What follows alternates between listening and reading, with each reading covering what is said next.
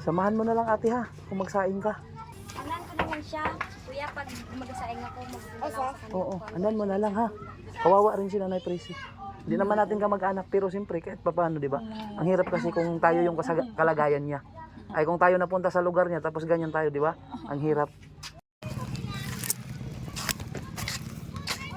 Nay, may pinasakay kasi ako nakaraan. Oh, may pinasakay kasi ako nakaraan, Nay. So, nagbigay sila ng pambili ko niyan. Kaya binili ko para ibigay sa'yo. Ano yan dyan, Nay? May bigas at saka ano, kape mo at saka mga biskwit. Kumusta ka na, Nay? Ha? Ano yun, Nay? Ano yun? Ano yun, Nay?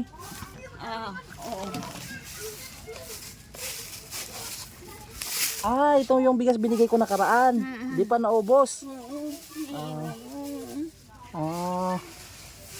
At hindi mo sila samahan? Samahan ko sa isang bahay. Bakit?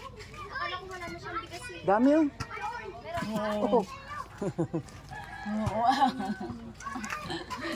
Nalag niya ako. Bakit hindi naman siya may bigas? Sagot niya wala. Ayan, dami pa siyang bigas.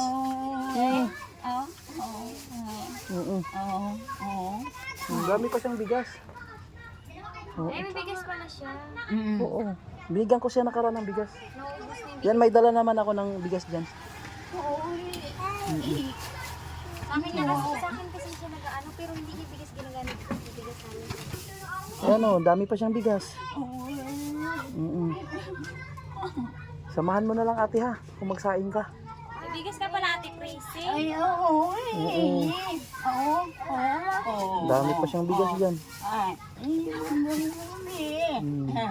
Lagi nabigyan lang kita ng kanin.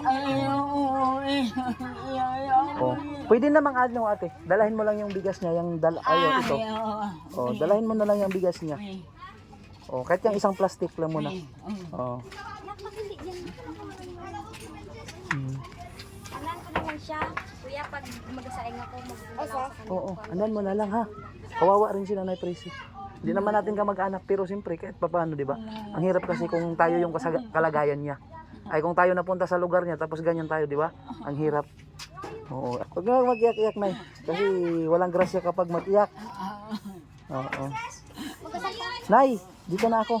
Ha? Dito na ako. Sige na, Nay. Oh, ayun. Sige, Nay ha. Dito na ako, Nay. Sige po. Sige, Nay.